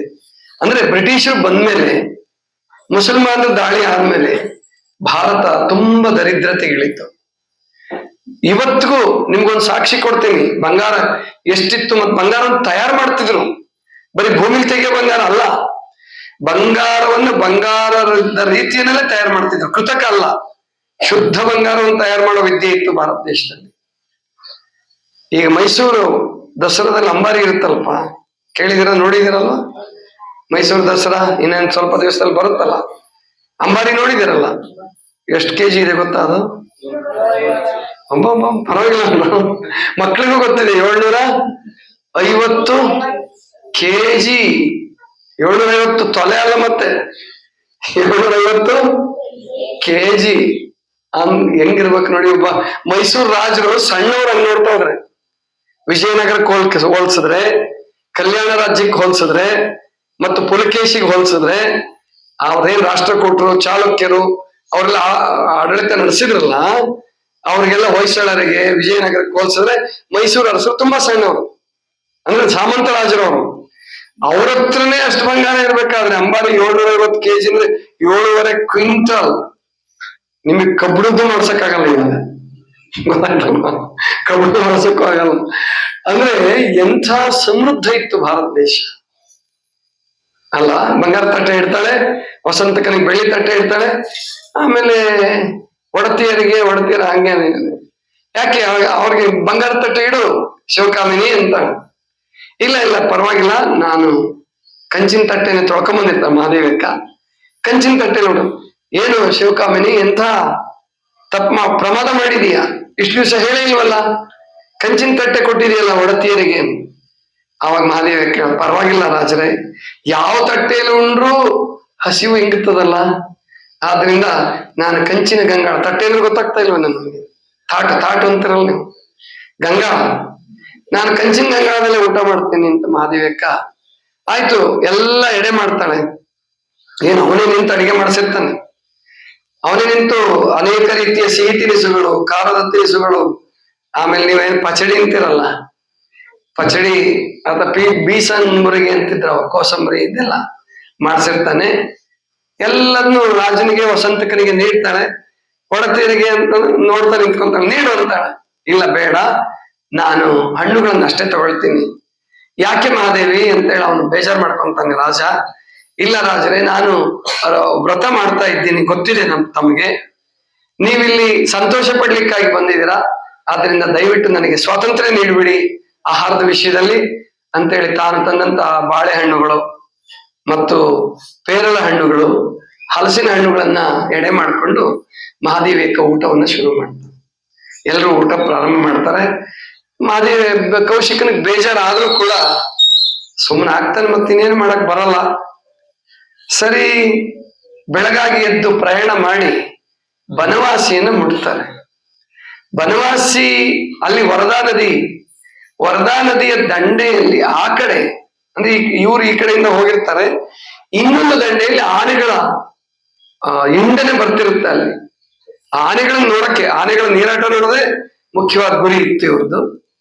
ಇವರು ಮಧ್ಯಾಹ್ನದಷ್ಟೊತ್ತಿಗೆ ಬನವಾಸಿಯನ್ನ ಮುಟ್ತಾರೆ. ಬನವಾಸಿಯನ್ನು ಹೋಗಿ ಮಾಯಾದೇವಿಯ ಜಾಗವನ್ನು ನೋಡ್ಬೇಕು ಅಂತ, ಮಧುಕೇಶ್ವರನ ಗುಡಿ, ಮಧುಕೇಶ್ವರನ ದೇವಸ್ಥಾನದಲ್ಲಿ ಮಾಯಾದೇವಿ ಇದ್ದಂತಹ ಜಾಗ ಅದು. ಮಾಯಾದೇವಿ ನರ್ತನ ಮಾಡಿದಂತಹ, ಅಲ್ಲಮ ಪ್ರಭುದೇವರು ಮಾಯೆಯನ್ನ ಗೆದ್ದಂತಹ ಜಾಗ ಅದು. ಅದಕ್ಕೆ ನೋಡಕ್ ಹೋಗ್ಬೇಕು ಅಂತ ಮಹಾದೇವಕ್ಕ ಹೊರಡ್ತಾರೆ. ಬೇಗ ಬಂದ್ಬಿಡಿ ಅಂತ ಹೇಳಿ ಕಳಿಸ್ತಾರೆ. ಹೋಗ್ತಾರೆ. ಮಹಾದೇವಿಯಕ್ಕ ಆ ಮಾಯಾದೇವಿಯ ಜಾಗವನ್ನು ನೋಡಿ ಪರವಶರಾಗ್ಬಿಡ್ತಾಳೆ. ಅಂದ್ರೆ ಮನಸ್ಸಿನಲ್ಲಿ ಪರಮಾತ್ಮನ ಬಗ್ಗೆ ಆಕೆ ಭಾವನೆಗಳು ಶುರುವಾಗುತ್ತೆ. ಈ ದೇವರ ಬುದ್ಧಿ ಸರಿ ಇಲ್ವೋ ಅಂತ ಆಕೆ ಅನ್ಕೊಂತಾಳೆ ಮನಸ್ಸಲ್ಲಿ. ಯಾಕೆ ಅಂದ್ರೆ ಮಾಯಾದೇವಿ ಪ್ರಭುದೇವ, ಮಹಾದೇವಿಗೆ ಕೌಶಿಕ. ಆ ಮಾಯಾದೇವಿಯನ್ನ ಕೌಶಿಕನಿಗಾರ ಗಂಟು ಹಾಕಿದ್ರೆ ಚೆನ್ನಾಗಿರ್ತಿತ್ತು. ನನ್ನಂತ ಒಬ್ಬ ಸಾಧಕಿಯನ್ನ ಪ್ರಭುದೇವರ ಕೈ ಕೊಟ್ಟಿದ್ರೆ ಅವ್ರು ನನ್ನ ಶರಣ ಮಾರ್ಗಕ್ಕೆ, ಶರಣ ಸ್ಥಿತಿಗೆ, ಐಕ್ಯ ಸ್ಥಿತಿಗೆ ಎತ್ತುತ್ತಾ ಇದ್ರು. ಎಂಥ ಹುಚ್ಚ ಇದ್ದಾನೆ ಈ ದೇವರು. ನನ್ನನ್ನ ಕಾಡೋದಕ್ಕೆ ಕೌಶಿಕನನ್ನ ತಂದಿದ್ದಾನೆ, ಪ್ರಭುವನ್ನ ಕಾಡೋದಕ್ಕೆ ಮಾಯಾದೇವಿ ಅಂತ ತಂದಿದ್ದ. ಅಂದ್ರೆ ಮಾಯಾದೇವಿ ಕಥೆ ಗೊತ್ತಿರ್ಬೇಕು ನಿಮಗೆಲ್ಲ. ಬನವಾಸಿಯಲ್ಲಿ ಮಾಯಾದೇವಿ ಹುಟ್ಟುತ್ತಾಳೆ. ಪಾರ್ವತಿಯ ತಾಮಸ ಕಳೆ ಅಂತ ಚಾಮರಸ ಹೇಳೋದು. ಪಾರ್ವತಿಯ ತಾಮಸ ಕಳೆಯಾಗಿ, ಪಾರ್ವತಿ ತಾಮಸ ಕಳೆ ಏನಲ್ಲ, ಅದ ಕಥೆ ಬರ್ದಿರ್ತಾರ ಅವರು. ಆ ಮಾಯಾದೇವಿ ಎಂತೆಂತ ರಾಜಕುಮಾರನ್ನೆಲ್ಲ ತಿರಸ್ಕಾರ ಮಾಡಿರ್ತಾಳೆ. ಮಧುಕೇಶ್ವರನನ್ನೇ ಪತಿಯನ್ನಾಗಿ ಪಡಿತೀನಿ ಅಂತ ಹೊರಟಿರ್ತಾಳೆ. ಅದಕ್ಕೆ ಪ್ರತಿನಿತ್ಯ ಹೋಗೋದು, ಮಧುಕೇಶ್ವರನ ದೇವಾಲಯದಲ್ಲಿ ಪೂಜೆ ಮಾಡೋದು, ಎಡೆ ಮಾಡೋದು, ನರ್ತನ ಸೇವೆ ಮಾಡೋದು, ಸಂಗೀತ ಸೇವೆ ಮಾಡೋದು ಮಾಡ್ತಿರ್ತಾಳೆ. ಅಲ್ಲಮ ಪ್ರಭುವಿಗೆ ಈ ಕಥೆ ಗೊತ್ತಾಗತ್ತೆ. ಅಲ್ಲಮ ಪ್ರಭು ಒಳ್ಳೆ ಮೃದಂಗ ವಾದಕರು. ಮದ್ದಳೆ ಅಂತಿರಲ್ಲ ನೀವು, ಮದ್ದಳೆ ನೋಡಿರ್ತೀರಾ? ಈ ಯಕ್ಷಗಾನದಲ್ಲಿ ಬಾರಿಸ್ತಿರ್ತಾರೆ ನೋಡಿ, ಮೃದಂಗ ಮದ್ದಳೆ ಎರಡು ಕಡೆ ಬಾರಿಸ್ತಿರ್ತಾರೆ, ಡಗ್ಗ ಅಲ್ಲ. ನೀವು ಡಗ್ಗ ಒಂದೇ ಕಡೆ ಬಾರಿಸ್ತೀರಿ, ಅದು ಎರಡು ಕಡೆ ಇರ್ತದೆ, ಹಿಂಗೆ ಕೊರಳಿಗೆ ಹಾಕೊಂಡು ಎರಡು ಕಡೆ ಬಾರಿಸ್ತಾನೆ. ಅಂತ ಮದ್ದಳೆಯ ವಾದನದಲ್ಲಿ ಅಲ್ಲಮ ಪ್ರಭುದೇವರು ಬಹಳ ನಿಷ್ಣಾತರಾಗಿರ್ತಾನೆ. ಮಾಯೆಯನ್ನ ಕುಳಿಸ್ಬೇಕು ಅಂತ ಹೇಳಿ ಪ್ರಭುದೇವರು ಸಂಕಲ್ಪ ಮಾಡಿ ಮದ್ದಳೆಯನ್ನು ತುಂಬಾ ಚೆನ್ನಾಗಿ ಬಾರಿಸ್ತಾಳೆ. ಮಾಯೆ ಪ್ರಭುದೇವರ ಮದ್ದಳೆಗೆ ಸೋತು ಎಂತೆಂತ ರಾಜಕುಮಾರನ್ನೆಲ್ಲ ತಿರಸ್ಕಾರ ಮಾಡಿದಂತವಳು ಪ್ರಭುದೇವರಿಗೆ ಸೋತ್ ಬಿಡ್ತಾನೆ. ಕರ್ಕೊಂಬರಿ, ಯಾರೋ ಇಷ್ಟು ಚೆನ್ನಾಗಿ ಮೃದಂಗ ನುಡಿಸೋದು, ಕರ್ಕೊಂಡು ಬರ್ತಾರೆ. ಆವ ದೇಶದ ಪುರುಷನೈ ನಿನಗಾವ ಹೆಸರೈ, ನೀನು ನೆಲೆಗೊಂಡಾವ ಠಾವಿನಲಿಪ್ಪೆಯೈ ಅಂತೇಳಿ ಕೇಳ್ತಾರೆ. ಯಾರಪ್ಪ ನೀನು, ಯಾವ ದೇಶದವನು, ಎಲ್ಲಿರ್ತೀಯ ನೀನು? ಹೇಳುವಡೆ ಎಂಬುದು ಪರದೇಶ, ನಮ್ದು ಪರದೇಶ ಅಂದ್ರೆ ನಾವು ಪರದೇಶಿಗಳಂತ. ನಾವು ಗೊತ್ತಾಯ್ತಲ್ಲ, ಪರದೇಶ ನೀವು ಮಕ್ಳಿಗೆ ಬೈತಿರ್ತೀರಲ್ವ. ಪರದೇಶಿಗಳಂದ್ರೆ ನಮಗ್ ಸಂತೋಷ ಆಗುತ್ತೆ. ಪರ ಅಂದ್ರೆ ಶ್ರೇಷ್ಠ, ಪರ ಅಂದ್ರೇನು? ಶ್ರೇಷ್ಠ. ಶ್ರೇಷ್ಠ ದೇಶ ಅಂದ್ರೆ ಅದ ಅಲ್ಲ, ಏನು ಚಕ್ರ ಇಲ್ಲಿ ಹೃದಯದಲ್ಲಿ ವಾಸ ಮಾಡೋದು, ಅಥವಾ ಆಜ್ಞಾ ಚಕ್ರದಲ್ಲಿ ಧ್ಯಾನಾಸಕ್ತರಾಗ್ತಕ್ಕಂಥವ್ರಿಗೆ ಪರದೇಶಿಗಳು ಅಂತ ಕರೀತಾರೆ, ಸನ್ಯಾಸಿಗಳು ಅಂತ ಕರೀತಾರೆ. ನೀವು ಮಕ್ಳಿಗೆ ಬೈತಿರ್ತೀರ, ಅವ್ರಿಗೆ ಮಕ್ಳಿಗೆ ಸಿಟ್ಟು ಬರ್ತದೆ. ಮಕ್ಳ ಇನ್ಮೇಲೆ ಪರದೇಶಿ ಬೇವರ್ಸಿ ಸಿಟ್ಟು ಮಾಡ್ಕೊಬೇಡ್ರು. ಗೊತ್ತಾಯ್ತಾ? ಒಳ್ಳೆ ಶಬ್ದ, ಎರಡು ಒಳ್ಳೆ ಶಬ್ದನೇ, ಗೊತ್ತಾಯ್ತಲ್ಲ. ಅಂದ್ರೆ ಏನು ಇಲ್ಲಿದ್ದವನು ಅಂತ, ಎಲ್ಲರೂ ಬಿಟ್ಟವನು ಅಂತ ಅರ್ಥ. ಹೇಳುವಡೆ ನಮ್ಮದು ಪರದೇಶ, ನಾನು ಪರದೇಶದವನು, ನಮಗೊಂದು ಜಾಗ ಅಂತ ಇರಲ್ಲ, ಎಲ್ಲಿ ನಮಗೆ ಸುಖ ಅನ್ನಿಸ್ತೋ ಅಲ್ಲಿ ಇರ್ತೀವಿ. ಆವಾಗ ಮಾಯಾದೇವಿ ಸಖಿಯರಿಗೆಲ್ಲ ಖುಷಿ ಆಗ್ಬಿಡುತ್ತೆ. ಬಹಳ ಒಳ್ಳೇದಾಯ್ತಪ್ಪ, ನೀನ್ ನಮ್ಮಲ್ಲೇ ಇದ್ಬಿಡಂಗ ಅಂತ. ಬಹಳ ಸುಂದರವಾದ ವ್ಯಕ್ತಿ, ಅತ್ಯಂತ ಸಹೃದ್ರೂಪಿ ಕಲಾವಿದ, ನಮ್ಮ ರಾಣಿಯರಿಗೆ ನೀನು ನಾಟ್ಯ ಕಲೆಯನ್ನ ಕಲಿಸ್ತಾ ಇಲ್ಲೇ ಇದ್ಬಿಡು ನೀನು ಅಂತ. ಆವಾಗ ಪ್ರಭುದೇವರು ಇರ್ತಾರೆ. ಮಾಯೆಯನ್ನ ಕೋಲಾಹಲ ಮಾಡಿ ಹೊರಟೋಗ್ತಾರೆ. ಮಾಯೆ ಯಾಕೆ ಅವನನ್ನ ಪ್ರಭುವನ್ನ ವಶಪಡಿಸ್ಕೋಬೇಕು ಅಂತ ಪ್ರಯತ್ನ ಪಡ್ತಾನೆ, ಅದಾಗೋದಿಲ್ಲ. ಕಡೆಗೆ ಮಾಯಾ ಕೋಲಾಹಲ ಆದಾಗ ಅಲ್ಲಂ ಪ್ರಭುದೇವರು ಹೊರಟೋಗ್ತಾರೆ. ಮಾಯೆ ಸತ್ತು ಹೋಗ್ತಾನೆ.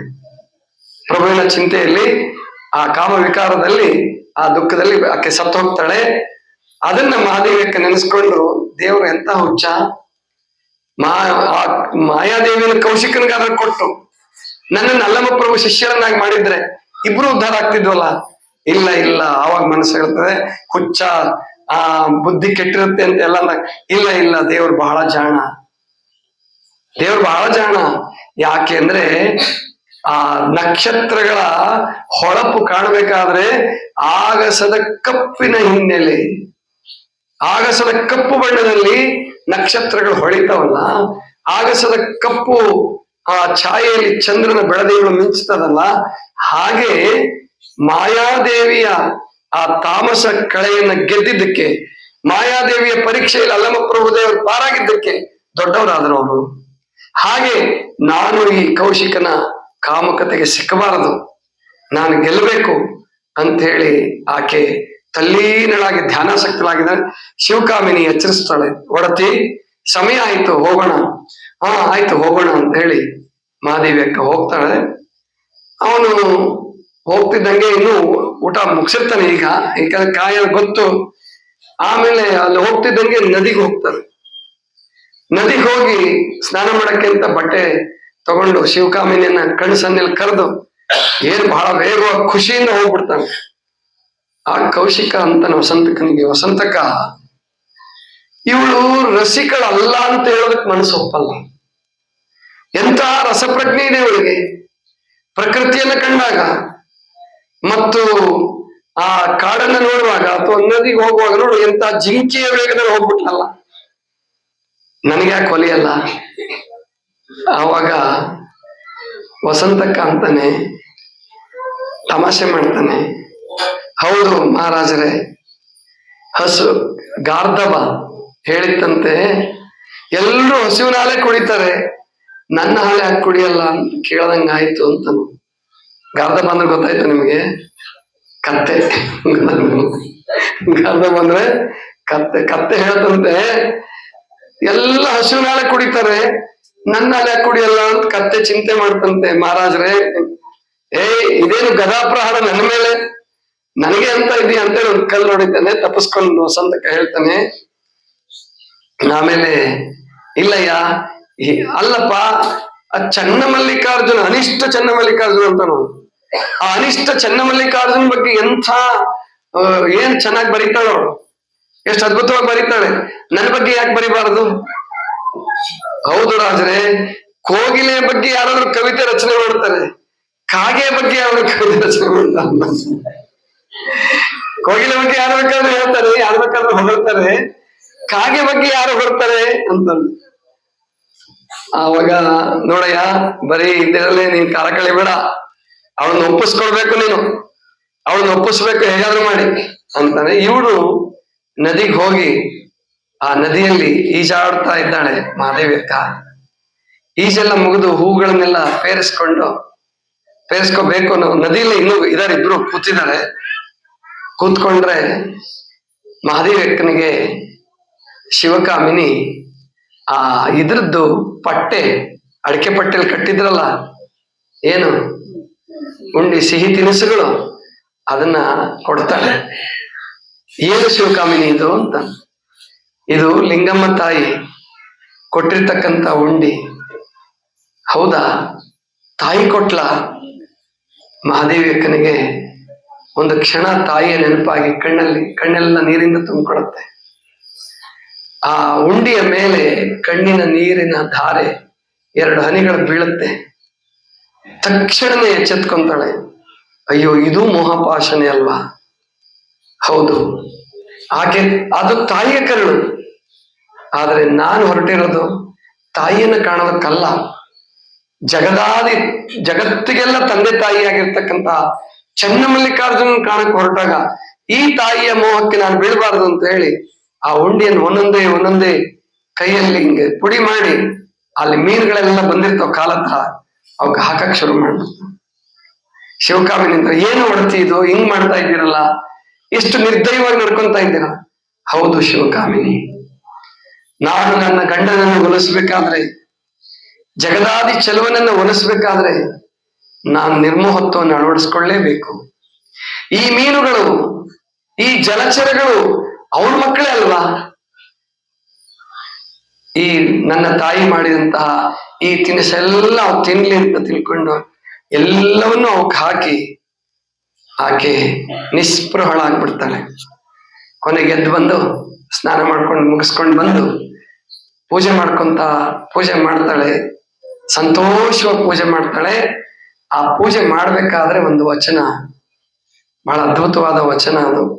ತನು ಕರಗದವರಲ್ಲಿ ಮಜ್ಜನವನೊಲ್ಲೆಯ ನೀನು, ಮನ ಕರಗದವರಲ್ಲಿ ಪುಷ್ಪವನೊಲ್ಲೆಯ ನೀನು, ಹದುಳಿಗರಲ್ಲದವರಲ್ಲಿ ಗಂಧಾಕ್ಷತೆಯನೊಲ್ಲೆಯ ನೀನು, ಭಾವಶುದ್ಧವಿಲ್ಲದವರಲ್ಲಿ ಧೂಪವನೊಲ್ಲೆಯ ನೀನು, ಅರಿವು ಕಂಡೆರೆಯದವರಲ್ಲಿ ಆರತಿಯನೊಲ್ಲೆಯ ನೀನು, ಪರಿಣಾಮಿಗಳಲ್ಲದವರಲ್ಲಿ ನೈವೇದ್ಯವನೊಲ್ಲೆಯ ನೀನು, ತ್ರಿಕರಣ ಶುದ್ಧವಿಲ್ಲದವರಲ್ಲಿ ತಾಂಬೂಲವನೊಲ್ಲೆಯ ನೀನು, ಹೃದಯ ಕಮಲ ಶುದ್ಧವಿಲ್ಲದವರಲ್ಲಿ ಇರಲೊಲ್ಲೆಯ ನೀನು, ಎನ್ನಲ್ಲಿ ಏನುಂಟೆಂದು ಎನ್ನ ಕರಸ್ಥಲವನ್ನು ಇಂಬುಕೊಂಡು ಹೇಳ ಚೆನ್ನಮಲ್ಲಿಕಾರ್ಜುನ.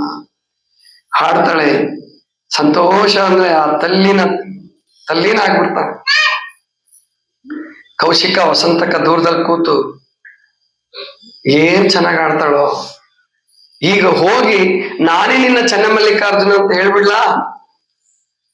ಆವಾಗ ವಸಂತಕ ಹೇಳ್ತಾನೆ, ಮಾರಾಯರೇ ಹಂಗೆಲ್ಲಾದ್ರೂ ಮಾಡ್ಬಿಟ್ಟಿರ, ಆಕೆಗೆ ಈಗ ಸಮಾಧಿ ಸ್ಥಿತಿ ಬಂದಿದೆ, ಮಹಾದೇವಕ್ಕನಿಗೆ ಸಮಾಧಿ ಸ್ಥಿತಿ ಬಂದಿದೆ. ಆ ಹಾಡುವ ಸಮಾಧಿಯಲ್ಲಿ ತಲ್ಲೀನಳಾಗಿದ್ದಾಳೆ. ಇದು ಎಷ್ಟೋ ವರ್ಷಗಳ ಸಾಧನೆಯಿಂದ ಬರ್ತಕ್ಕಂಥದ್ದು. ಬನ್ನಿ ನಾವು ಹೋಗೋಣ. ಹೌದಯ್ಯ, ಆಕೆಗೆ ಸಮಾಧಿ ಬರೋದಿರ್ಲಿ, ಆಕೆ ಒಲಿಲಿಲ್ಲ ಅಂದ್ರೆ ನೀನ್ ನನ್ನನ್ನು ಇಲ್ಲೇ ಸಮಾಧಿ ಮಾಡಿ ಹೋಗ್ಬೇಕಾಗತ್ತೆ ಅಂತ ತಿಳ್ಕೊಂಡಂತಾನೆ ಕರ್ಕೊಂಡು ಹೋಗ್ತಾನೆ ರಾಜನನ್ನ. ಮಹಾದೇವಿ ಎಷ್ಟು ಖುಷಿಯಿಂದ ಪೂಜಿಸ್ತಾಳೆ ಅಂದ್ರೆ ಸಮಯ ಹೋಗಿದ್ದೇ ಗೊತ್ತಾಗಲ್ಲ. ಆ ವಚನ ಅದ್ಭುತವಾದ ವಚನ ಅದು. ತನು ಕರಗದವರಲ್ಲಿ ಮಜ್ಜನವನೊಲ್ಲೆಯ ನೀನು. ಮಜ್ಜನ ಅಂದ್ರೆ ಗೊತ್ತು ನಿಮ್ಗೆಲ್ಲ, ಜಳಕ, ಸ್ನಾನ.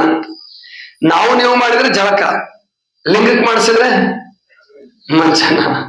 ಎರಡು ಅದೇನೆ, ಗೊತ್ತಾಯ್ತಲ್ಲ. ಲಿಂಗ ಮಜ್ಜನ ಅಂತಾನು ಶರಣರು ಬಳಸಿದ್ದಾರೆ.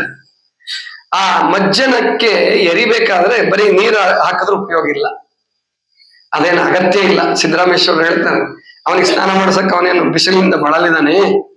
ಇಲ್ಲ. ಹಾಗಾದ್ರೆ ಸ್ನಾನ ಮಾಡಿಸುವುದರ ಹಿಂದೆ, ಲಿಂಗ ಮಜ್ಜನ ಮಾಡುವುದರ ಹಿಂದೆ ಏನಿರ್ಬೇಕಪ್ಪ ಅಂದ್ರೆ ತನು ಕರಗದವರಲ್ಲಿ ಮಜ್ಜನವನೊಲ್ಲೆಯ. ತನು ಅಂದ್ರೆ ಶರೀರ. ತನು ಅಂದ್ರೇನು? ಶರೀರ. ಶರೀರ ಕರಗಬೇಕು. ಹೆಂಗ್ ಕರಗುತ್ತೆ ಶರೀರ? ಶ್ರಮ ಪಟ್ರೆ ಕರಗುತ್ತೆ. ಬೆವರು ಸುರಿಬೇಕಲ್ಲ, ದುಡಿದು ತಿನ್ನಬೇಕು. ದುಡಿಲಾರದೆ ಇದ್ದವ್ರು ಈಗ ಧಾರವಾಡ, ಮೈಸೂರು, ಬೆಂಗಳೂರು, ಮುಂಬೈದಾಗ ಇರ್ತಾರಲ್ಲ, ಎಷ್ಟೆರಡು ದಪ್ಪ ಆಗ್ಬಿಟ್ಟಿರ್ತಾರೆ. ಇಬ್ಬಿಬ್ರು 3-3 ಜನ ಕಾಣಿಸ್ತಾರಲ್ವಾ? ಗೊತ್ತಾಯ್ತಲ್ಲ? ಹಂಗಾದ್ರೆ ಪ್ರಯೋಜನ ಏನು? ಅಂತವ್ರೇನು ಶ್ರಮ ಆಗಲ್ಲ, ಅವ್ರಿಗೆ ಕಾಯಿಲೆಗಳು ಜಾಸ್ತಿ ಆಗ್ತವೆ. ಈಗ ಅದೇ ನೀವು ರೈತರು ತೆಳ್ಳಕ್ ಕಾಣಿಸ್ತೀರಿ, ಯಾಕಂದ್ರೆ ನೀವು ಕರಗಿಸ್ತೀರಿ, ಬೆವರು ಸುರಿಸ್ತೀರಿ. ಹಾಗೆ ಬೆವರು ಸುರಿಸ್ಲಾರ್ದೆ, ಪರಿಶ್ರಮ ಪಡಲಾರ್ದೆ ಮಾಡ್ತಕ್ಕಂಥ ಮಜ್ಜನ ಅದು ಪರಮಾತ್ಮನಿಗೆ ಮುಟ್ಟೋದಿಲ್ಲ. ತನು ಕರಗದವರಲ್ಲಿ ಮಜ್ಜನವನು ಒಲ್ಲೆಯ್ಯ ನೀನು. ಒಲ್ಲೆ ಅಂದ್ರೆ ಇಷ್ಟಪಡೋದಿಲ್ಲ, ತಗೊಳ್ಳೋದಿಲ್ಲ. ಒಲ್ಲೆ ಅಂತಿರ್ತಾರಲ್ಲ ನೀವು, ಉಪ್ಪಿಟ್ಟು ಇಡಕ್ ಬಂದ್ರೆ, ಹೌದಿಲ್ಲ? ಅದೇ ಒಲ್ಲೆ ಅಂದ್ರೆ ಬೇಡ ಅಂತ. ಮನ ಕರಗದವರಲ್ಲಿ ಪುಷ್ಪವನು ಒಲ್ಲೆಯ್ಯ ನೀನು. ಮನಸ್ಸು ಕರಗಿ ಹೂವನ್ನು ಇಡಬೇಕು ಅಂತ. ಮನಸ್ಸು ಕರಗಿ ಹೂವನ್ನು ಇಡಬೇಕು. ಮನಸ್ಸು ಕರಗದಂದ್ರೇನು? ಇನ್ನೊಬ್ಬರ ಬಗ್ಗೆ ಕರುಣೆ ಹರಿಸ್ಬೇಕು. ಏನ್ರ ಮಕ್ಕಳೇ? ಸಕಲ ಜೀವಿಗಳಲ್ಲಿ ಕರುಣೆ ತೋರಿಸ್ಬೇಕು. ಸಕಲ ಜೀವಿಗಳಲ್ಲಿ ಬೇಡಪ್ಪ, ನೀವು ಸಾಕಿರ್ತಕ್ಕಂಥ ಹಸು, ಎಮ್ಮೆ, ಆಡು, ಕುರಿ ಏನಾದ್ರು ಸಾಕಿರ್ತಿರಲ್ಲ, ಅವುಗಳ ಬಗ್ಗೆ ಆದ್ರೂ ನಿಜವಾದ ಪ್ರೇಮ ತೋರಿಸ್ರಿ. ಅವಕ್ಕೇನ್ ಬೇಕು? ಕೆಲವರು ಯಾಕಂದ್ರೆ ನೋಡಿರ್ತೀನಿ ನಾನು, ಮಧ್ಯಾಹ್ನ 12 ಗಂಟೆ ಆಗಿರುತ್ತೆ, ಅವು ಹರಿಸ್ತಿರ್ತವೆ, ಕೂಗಾಡ್ತಿರ್ತವೆ, ಆದ್ರೂ ಮೇಯಕ್ಕೆ ಬಿಟ್ಟಿರಲ್ಲ. ಅವಕ್ಕೂ ಹಸಿವಿದೆ, ಅವಕ್ಕೂ ಮನಸ್ಸಿದೆ. ಆದ್ರಿಂದ ಸಕಲ ಅಂದ್ರೆ ಮನಸ್ಸು ಕರಗಿ ಹೂವನ್ನ ಇಡಬೇಕು. ಮನ ಕರಗದವರಲ್ಲಿ ಪುಷ್ಪವನ್ನು ಒಲ್ಲೆಯ ನೀನು. ಯಾರು ಸ್ವಾರ್ಥಿಗಳಾಗಿರ್ತಾರೆ, ಕಠಿಣ ಜೀವಿಗಳಾಗಿರ್ತಾರೆ, ಅವರಲ್ಲಿ ನೀನು ಹೂವನ್ನು ಸ್ವೀಕರಿಸೋದಿಲ್ಲ. ಏನು ಹದುಳಿಗಳಲ್ಲದವರಲ್ಲಿ ಗಂಧಾಕ್ಷತೆಯನ್ನು ಒಲ್ಲೆಯ ನೀನು. ಅಕ್ಷತೆ ಹಾಕ್ತಿರಲ್ಲ, ಗೊತ್ತಲ್ವಾ? ಅಕ್ಕಿ ಕಾಳುಗಳು ಹಾಕ್ತಿರಲ್ಲ, ಗಂಧ ಇಡ್ತೀರಿ. ಗಂಧ ಅಕ್ಷತೆ ಇಡಬೇಕಾದ್ರೆ ಏನಿರ್ಬೇಕಪ್ಪ ಅಂತಂದ್ರೆ ಅಲ್ಲಿ ಹದುಳಿಗ ಭಾವ. ಹದುಳಿಗ ಭಾವ ಅಂದ್ರೇನು? ಕಲ್ಯಾಣ ಭಾವ. ಎಲ್ಲರಿಗೂ ಒಳ್ಳೇದಾಗ್ಲಿ, ನನ್ನ ವೈರಿಗೂ ಕೂಡ ಒಳ್ಳೇದಾಗ್ಲಿ. ಪೂಜೆ ಮಾಡೋರು ಈ ತರ ಬಯಸ್ಬೇಕು, ಎಲ್ಲರಿಗೂ ಶುಭ. ಕಡೆಗೆ ಯಾರಿಗೂ ಕೆಟ್ಟದ್ದನ್ನು ಮಾಡದೇ ಇರ್ತಕ್ಕಂಥ ಮನಸ್ಸಾದ್ರೂ ಇರ್ಬೇಕು, ಯಾರಿಗೂ ಕೆಟ್ಟದ್ದನ್ನು ಮಾಡಲಾರ್ದಂತ ಮನಸ್ಸಿರ್ಬೇಕು. ಅದೇ ಹದುಳಿಗ ಭಾವ, ಕಲ್ಯಾಣ ಭಾವ. ಆ ಹದುಳಿಗ ಭಾವ ಯಾರಲ್ಲಿ ಇರಲ್ವೋ ಅವರಲ್ಲಿ ಗಂಧ ಅಕ್ಷತೆಯನ್ನ ಸ್ವೀಕರಿಸೋದಿಲ್ಲ. ಹದುಳಿಗರಲ್ಲದವರಲ್ಲಿ ಗಂಧಾಕ್ಷತೆಯನ್ನು ಅಲ್ಲೇ ಹಾನಿ. ಮತ್ತೆ ಮುಂದೆ ಹೇಳ್ತಾರೆ, ಭಾವಶುದ್ಧವಿಲ್ಲದವರಲ್ಲಿ ಧೂಪವನ್ನಲ್ಲೇ ಹಾನಿ. ಊದ್ಗಡ್ಡಿ ಬೆಳಗ್ತಿರ್ತಿರಲ್ಲ, ಊದಿನ ಕಡ್ಡಿ ಧೂಪ, ಅದು ಧೂಪ ಅಥವಾ ಲೋಬಾನ ಹಾಕ್ತಿರ್ತೀರಾ, ಊದಿನ ಕಡ್ಡಿ ಬೆಳಗ್ತಿರ್ತೀರಾ, ಅದು ಸುವಾಸನೆ ಇರುತ್ತಲ್ವಾ? ಆ ಸುವಾಸನೆ ಸಂಕೇತ ಏನಪ್ಪಾ ಅಂದ್ರೆ ಭಾವಶುದ್ಧಿ ಆಗಬೇಕು. ಭಾವಶುದ್ಧಿ ಆಗುವುದರ ಲಕ್ಷಣ ಏನಪ್ಪಾ ಅಂದ್ರೆ ಕನಸಿನಲ್ಲಿಯೂ ಕೂಡ ಕೆಟ್ಟದನ್ನು ಬಯಸಂಗಿಲ್ಲ. ಕೆಲವು ಸಾರಿ ಏನಾಗಿರ್ತದೆ, ನಾವು ಮನಸ್ಸಿನಲ್ಲಿ ಒಳ್ಳೇದನ್ನ ಬಯಸ್ತಿರ್ತೀವಿ, ಬಾಯಲ್ಲಿ ಒಳ್ಳೇದಿರ್ತದೆ, ಮನಸ್ಸಲ್ಲಿ ಕೆಟ್ಟದಿರ್ತದೆ. ಕೆಲವರಿಗೆ ಬಾಯಲ್ಲಿ ಮನಸ್ಸಲ್ಲಿ ಒಳ್ಳೇದೇ ಇರ್ತದೆ, ಆದ್ರೆ ಕನಸಲ್ಲಿ ಹಲ್ಲು ಕಡಿತಿರ್ತಾರ. ಕನಸಲ್ಲಿ ಹಲ್ಲು ಕಡಿಯವ್ರು ನೋಡಿದಿರಾ? ನಿಮ್ ಮಕ್ಳೇ ಕಡಿತಿರ್ತಾರೆ. ಯಾಕಂದ್ರೆ ಅವ್ರು ಏನೋ ಸಿಟ್ಟನ್ನು ಮುಚ್ಚಿಟ್ಟಿರ್ತಾರೆ. ಆ ಸಿಟ್ಟು ತೋರ್ಸಕ್ಕಾಗಿರಂಗಿಲ್ಲ. ಈ ಅಪ್ಪ ಅಮ್ಮ ಹೊಡೆದಿದ್ರೆ ಅವ್ರು ಹೊಡೆಯಕ್ಕಾಗಿಲ್ಲ ಅಲ್ಲಿ. ಇವರು ಅವಾಗ ಕನಸಲ್ಲೆಲ್ಲ ಬಂದಿರ್ತಾವ, ಕನಸಲ್ಲಿ ಅಲ್ಲಿ ಕಡಿತಿರ್ತಾರ, ಗೊತ್ತಾಯ್ತಲ್ಲ? ಆವಾಗ ಭಾವಶುದ್ಧಿ ಆಗಿಲ್ಲ ಅಂತ ಅರ್ಥ. ಅದು ಭಾವಶುದ್ಧವಿಲ್ಲದವರಲ್ಲಿ ಧೂಪವನ್ನೊಲ್ಲೆಯ ನೀನು, ಅರಿವು ಕಂಡೆರೆಯದವರಲ್ಲಿ ಆರತಿಯನ್ನೊಲ್ಲೆಯ ನೀನು. ಯಾರ ಅರಿವು ಕಂಡು ತೆರೆದರಂಗಿಲ್ಲ ಅಂದ್ರೆ ಒಳ್ಳೇದು ಯಾವುದು, ಕೆಟ್ಟದ್ದು ಯಾವುದು, ತಾಯಿ ತಂದೆಗಳಿಗೆ ಹೆಂಗ್ ಗೌರವ ಕೊಡ್ಬೇಕು, ಗುರು ಹಿರಿಯರ ಹತ್ರ ಹೇಗೆ ನಡ್ಕೋಬೇಕು, ಸ್ನೇಹಿತರ ಹತ್ರ ಹೇಗೆ ನಡ್ಕೋಬೇಕು, ಈ ಒಂದು ತಿಳುವಳಿಕೆ ಇಲ್ಲದೆ ಹೋದ್ರೆ, ಈ ಅರಿವಿಲ್ಲದೆ ಹೋದ್ರೆ ಅವ್ರು ಕರ್ಪೂರ ಬೆಳಗೋದು, ದೀಪ ಬೆಳಗೋದು, ಆರತಿ ಬೆಳಗೋದು ವ್ಯರ್ಥ. ಅರಿವು ಕಂಡೆರೆಯದವರಲ್ಲಿ ಆರತಿಯನ್ನೊಲ್ಲೆಯ ನೀನು. ಮುಂದೆ ಹೇಳ್ತಾರೆ, ಪರಿಣಾಮಿಗಳಲ್ಲದವರಲ್ಲಿ ನೈವೇದ್ಯವನ್ನೊಲ್ಲೆಯ ನೀನು. ಪರಿಣಾಮ ಅಂದ್ರೆ ಏನ್ ಗೊತ್ತಾ? ಕೆಟ್ಟ ಪರಿಣಾಮ, ಒಳ್ಳೆ ಪರಿಣಾಮ ಅಂತ ಇರ್ತೀರಲ್ಲ, ಅಲ್ಲಿ ಬ್ಯಾಡ್ ಎಫೆಕ್ಟ್, ಗುಡ್ ಎಫೆಕ್ಟ್ ಅದಲ್ಲ ಇದು. ಇಲ್ಲಿ ಪರಿಣಾಮ ಅಂದ್ರೆ ಅದಲ್ಲ. ಇಲ್ಲಿ ಪರಿಣಾಮ ಅಂದ್ರೆ ತೃಪ್ತಿ. ಪರಿಣಾಮ ಅಂದ್ರೇನು? ತೃಪ್ತಿ. ಏನು ಸಿಕ್ಕಿದೆಯೋ ನಮ್ಮ ಜೀವನದಲ್ಲಿ ಅದರಲ್ಲಿ ತೃಪ್ತನಾಗಿದ್ರೆ ಅವನು ಪರಿಣಾಮಿ, ಸಂತೋಷಿತನಾಗಿರೋದು. ಇಲ್ಲದಕ್ಕೆ ಹಾರೈಸಂಗಿಲ್ಲ, ಇಲ್ಲದನ್ನು ಬಯಸಂಗಿಲ್ಲ. ಅದಕ್ಕೆ ಪರಿಣಾಮಿಗಳಲ್ಲದವರು ಯಾರು? ಬಯಸ್ತಕ್ಕಂಥವ್ರು. ಸಿಕ್ಕಾಪಟ್ಟೆ ಬಯಸೋದಿಲ್ಲ, ಇದಿಲ್ಲ, ಅವ್ರಿಗೆ ಅದು ಕೊಟ್ಟಿದ್ಯಾ, ಇವ್ರಿಗೆ ಇದು ಕೊಟ್ಟಿದ್ಯಾ, ಏನೆಲ್ಲ ಕೊಟ್ಟಿದ್ಯಾ, ನನಗೇನು ಕೊಟ್ಟಿಲ್ವಲ್ಲ ಅಂತ ಅನ್ಕೊಂಡ್ರೆ ಅದು ತೃಪ್ತಿ ಭಾವ ಅಲ್ಲ, ಪರಿಣಾಮ ಭಾವ ಅಲ್ಲ. ಗೊತ್ತಾಯ್ತಲ್ಲ? ಪರಿಣಾಮಿಗಳಾಗೋದಂದ್ರೆ ತೃಪ್ತರಾಗಿರೋ. ನೈವೇದ್ಯ ಇಡ್ಬೇಕಾದ್ರೆ ದೇವ್ರ ಹತ್ರ ನಾವು ಹೊರ ಕೇಳ್ತಿರ್ತೀವಲ್ಲ, ಲಾಟ್ರಿ ಟಿಕೆಟ್ ತಗೊಂಡಿದೀನಿ ಹೊಡಿಲಿ, ಅಥವಾ ಗಾಡ್ರೇಜ್ ಅಲ್ಲಿ ಇದ್ದಿದ್ದು ಒಂದಿದ್ದು 2 ಆಗ್ಲಿ, 2 4 ಆಗ್ಲಿ, ಏನೇನೋ ಬಯಸ್ತಿರ್ತೀವಲ್ಲ, ಹಂಗಾಗಲ್ಲ. ಅದನ್ನ ಬಯಸ್ಲೇಬಾರದು ಅಂತಾರೆ ಶರಣರು. ಪರಿಣಾಮಿಗಳಲ್ಲದವರಲ್ಲಿ ನೈವೇದ್ಯವನ್ನೊಲ್ಲೆಯ ನೀನು. ತ್ರಿಕರ್ಣ ಶುದ್ಧವಿಲ್ಲದವರಲ್ಲಿ ತಾಂಬೂಲವನ್ನೊಲ್ಲೆಯ ನೀನು. ಪೂಜೆಗೆ ಎಲೆಡಿಕೆ ಇಟ್ಟಿರ್ತಾರೆ, ನೋಡಿದಿರಾ?